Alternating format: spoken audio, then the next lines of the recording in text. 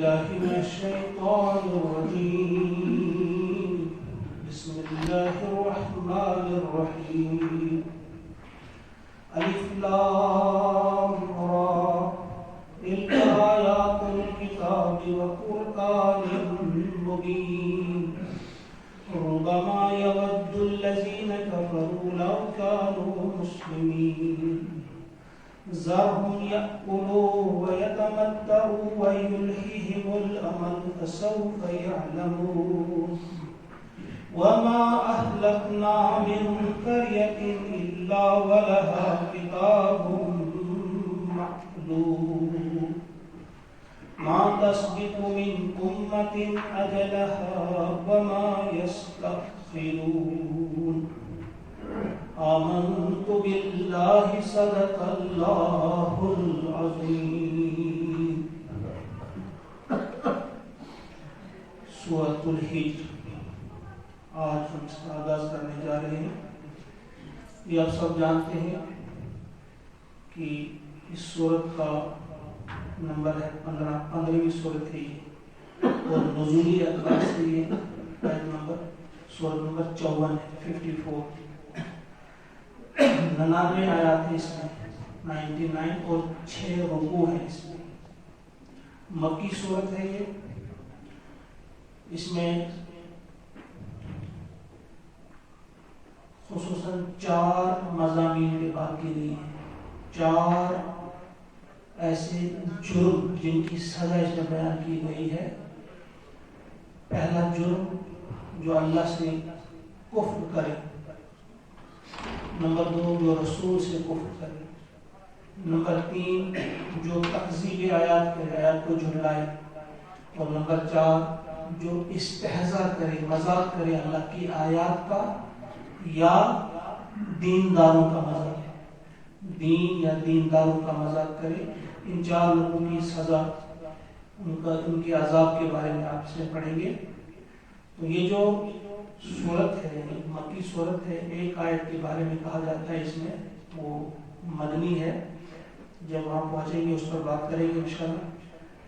ایسے یہ مکی سورت ہے. مکہ میں کیا ہو رہا تھا، کس طرح سے حضور علیہ السلام اور آپ کے ساتھیوں کو ستایا جا رہا تھا، اور کس قسم کا پروپیگنڈا کیا جا رہا تھا، کیا کیا بول رہے تھے وہ، اس پر گفتگو، اس پر بھی تبصرہ اس میں ہوا ہے. بہرحال ہم شروع کرتے ہیں اللہ کے نام سے. لیکن جب بھی ہم پڑھیں تو ایک چیز کا استحضار بہت ضروری ہے کہ ہم جب سنیں یا پڑھیں بار بار اپنے آپ کو یاد دلائیں کہ یہ اللہ کا کلام ہے، یہ اللہ کی باتیں ہیں، یہ اللہ کے الفاظ ہیں. لہذا ان کو دل میں اتارنا، ان کا احترام کرنا اور ان سے ہٹ کر کسی اور چیز کی طرف جانا یہ انتہائی بے ادبی ہے. جس کا قرآن آپ پڑھ رہے ہوں یا سن رہے ہوں پوری توجہ کے ساتھ ہمیں حکم ہے کہ اس وقت آپ پوری توجہ کے ساتھ سنیں. وَإِذَا قُرِئَ الْقُرْآنُ فَاسْتَمِعُوا لَهُ وَأَنصِتُوا لَعَلَّكُمْ تُرْحَمُونَ. ہم سب رحم کی بھیک مانگتے ہیں اللہ تعالیٰ سے، مانگتے رہتے ہیں، ہمیں مانگنی چاہیے رحم کی بھیک. اللہ تعالیٰ فرماتے ہیں جب قرآن پڑھا جائے تو غور سے سنو، خاموش رہو تاکہ تم پر رحم کیا جائے. اگر ہم رحم چاہتے ہیں تو انشاءاللہ بہترین موقع یہ ہوتا ہے قرآن سننے کا. قرآن سننے کے وقت ہم پر اللہ تعالیٰ کی رحمت برستی ہے. پر اللہ کا ارشاد ہوتا ہے الف لام را، یہ حروف مقطعات ہیں، ان پر بات ہو چکی ہے. ان کا جو اصل مفہوم ہے اللہ اور اللہ کے رسول صلی اللہ علیہ وسلم جانتے ہیں.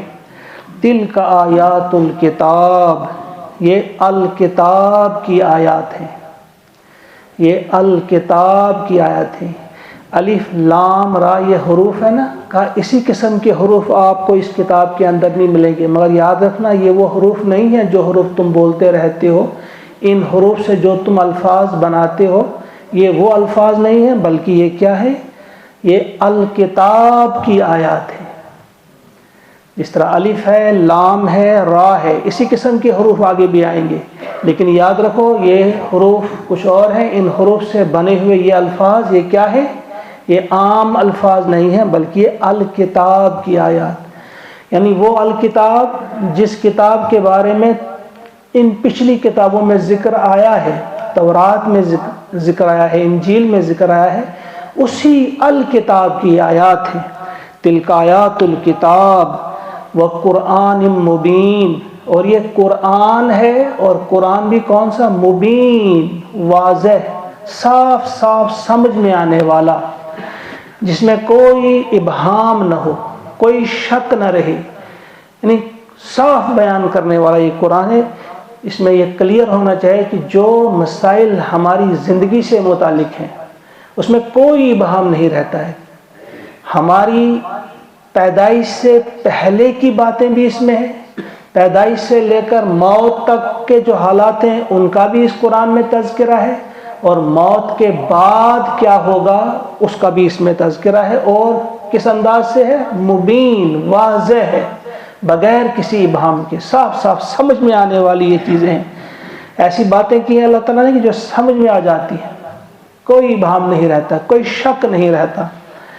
ربما یود الذین کفروا لو کانوا مسلمین۔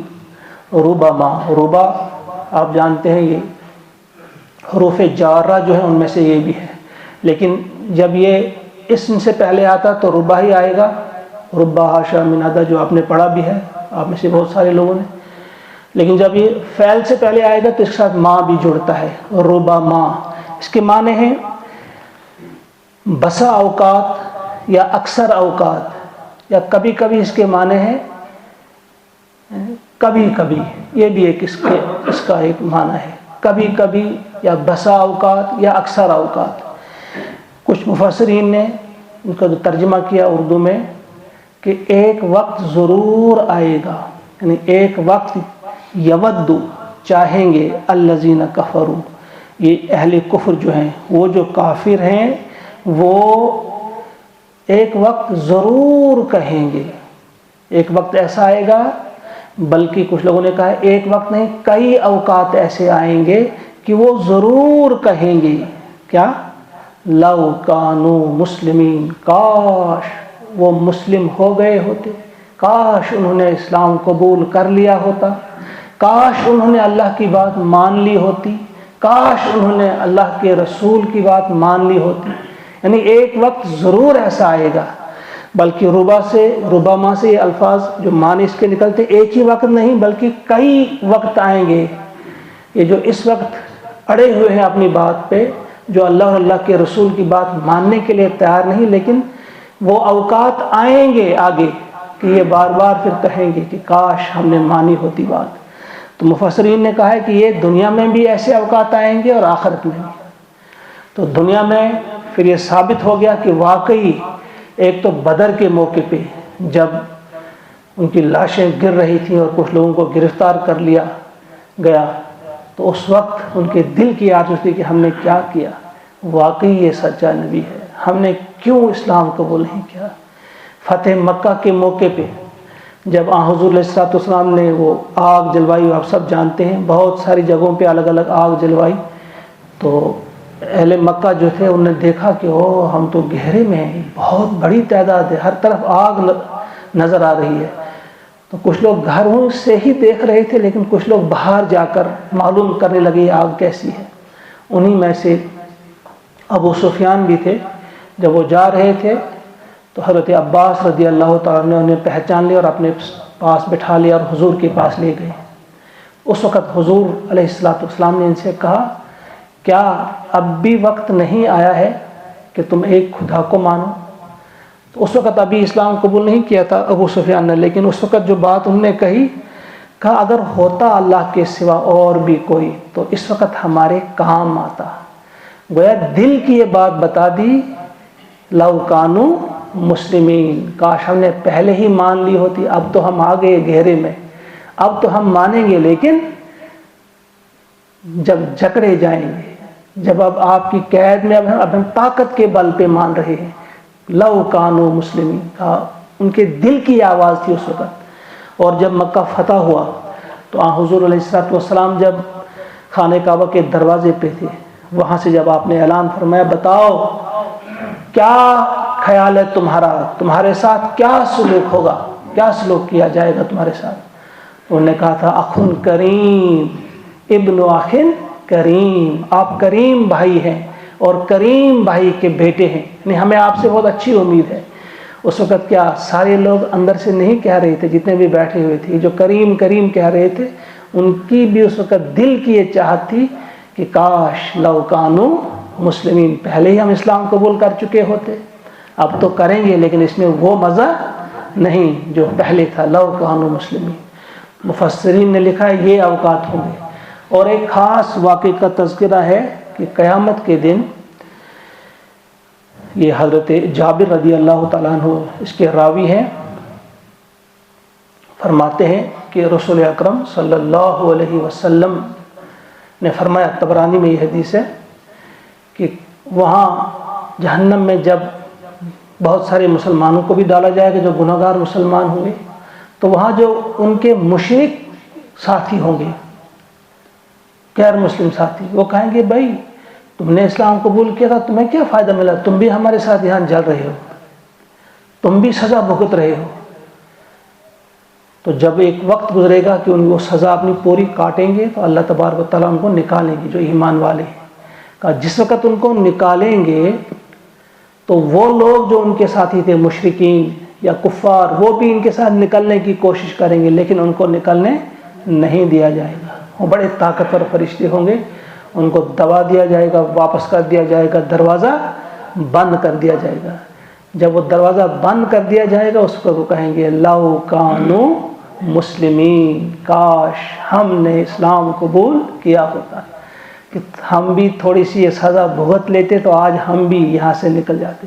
یہ جا رہے ہیں، یہ نکل گئے یہاں سے، لو کانو مسلمین۔ تو اللہ تعالیٰ نے پہلے ہی بتا دیا، یعنی یہ ایسی کتاب ہے کہ وہاں پچھتانے کی ضرورت نہیں پڑے گی۔ اگر یہاں ہم عقل سے کام لیں گے، یہاں اگر سمجھداری سے کام لیں گے، یہاں اگر اپنے دماغ سے ٹھیک ٹھیک ہم کام لیں گے تو یہ کہنے کی ضرورت پھر نہیں پڑے گی۔ فرمایا کہ ایک وقت آئے گا، ضرور آئے گا ایک وقت جب یہ لوگ کہیں گے لو کانو مسلمین، کاش وہ مسلمان ہو گئے ہوتے، کاش انہوں نے اسلام قبول کر لیا ہوتا۔ اب تیسری آیت میں فرمایا جا رہا ہے حضور علیہ الصلوۃ والسلام سے کہ اے نبی صلی اللہ علیہ وسلم ذرہم، چھوڑو انہیں، ذرہم، کہ اگر آپ بار بار سمجھا رہے ہو اب بھی یہ مان نہیں رہے، اب مت پڑھو، اب غم مت کرو، اب ان کے پیچھے اپنا وقت ضائع مت کرو، ذرہم، چھوڑو انہیں، یاکلو، کھانے دو انہیں، کھائیں، یہ ایک مویشی کی طرح کھا رہے ہیں، کھانے دو انہیں، وَيَتَمَتَّعُوا، اور مزے لینے دو، وَيُلْهِهِمُ الْأَمَلُ، اور غفلت میں ان کو رہنے دو، جس امید نے انہیں غفلت میں رکھا ہے اسی امید میں، اسی غفلت میں انہیں رہنے دو۔ فَسَوْفَ يَعْلَمُونَ، پس ان قریب یہ جان جائیں گے۔ کہ آپ ان کی زیادہ فکرات مت کرو، جس طرح کئی مقامات پہ اللہ تعالیٰ نے فرمایا ہے، کہیں فرمایا کہ شاید اب آپ اپنی جان، اپنی آپ جان بھی ہلاک کر دیں گے اگر یہ لوگ اس بات پہ ایمان نہیں لائیں گے۔ کہا چھوڑ دو آپ ان کی فکر زیادہ کرنا۔ فرمایا وَيُلْهِهِمُ الْعَمَلُ فَسَوْفَ يَعْلَمُونَ، ان قریب ان کو پتہ چل جائے گا۔ ان کو مویشیوں کی طرح، گھوڑے گدھوں کی طرح ان کو کھانے دو، مزے لینے دو کچھ دن، لیکن ان قریب انہیں پتہ چل جائے گا کہ یہ کھانے کے لیے یہاں نہیں بھیجے گئے تھے، یہ مزے اڑانے کے لیے نہیں بھیجے گئے تھے اس دنیا میں، یہ امتحان گاہ تھی اور ہم نے ان کو خبردار بھی کر لیا تھا، ہم نے ان کو بتا بھی دیا تھا کہ یہ دنیا امتحان گاہ ہے، مزے اڑانے کے لیے آپ کے لیے جنت ہم نے رکھی ہے، کمانی ہوگی وہ یوں ہی نہیں ملے گی۔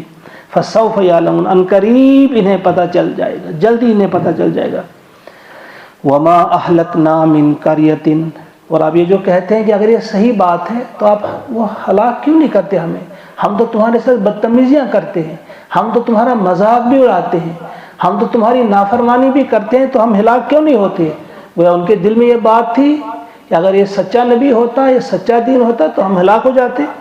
تو اللہ تعالیٰ فرماتے ہیں وَمَا أَهْلَكْنَا، ہم نے ہلاک نہیں کیا، من قریۃ، کوئی بھی بستی، ہم نے کوئی بھی بستی ہلاک نہیں کی الا مگر وَلَهَا کتاب معلوم، اور اس کے لیے لکھی ہوئی تھی مقررہ وقت، یعنی لکھا ہوا ایک مقررہ وقت تھا، اس سے پہلے نہیں، یعنی ایک مہلت ہم نے رکھی ہے. جس بستی کو بھی ہم نے ہلاک کیا ہم نے پہلے انہیں مہلت دی، انہیں سنبھلنے کا موقع دیا، ایک وقت تھا مقرر.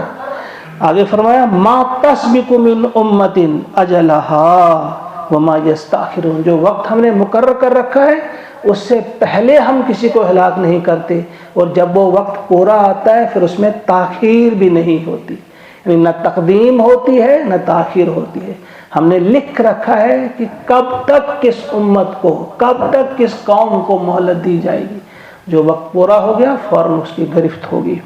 تو یہ پہلی 5 آیات آج ہم نے سورۃ الحجر کی پڑھی. اللہ تعالیٰ سے دعا ہے کہ وہ ہم سب کو توفیق عطا فرمائے کہ ہم قرآن کو قرآن سمجھ کر جان کر پڑھنے کی کوشش کریں، اور اللہ سے بھی دعا کریں کہ وہ ہمیں صحیح صحیح بولنے اور صحیح صحیح سمجھنے کی توفیق عطا فرمائے. اللہم اجعل القرآن ربیع قلوبنا ونور ابصارنا وشفاء صدورنا وذہاب همومنا وغمومنا وصلی اللہ وسلم علی سیدنا ومولانا محمد وآلہ واصحابہ اجمعین برحمتک یا ارحم الراحمین. السلام علیکم.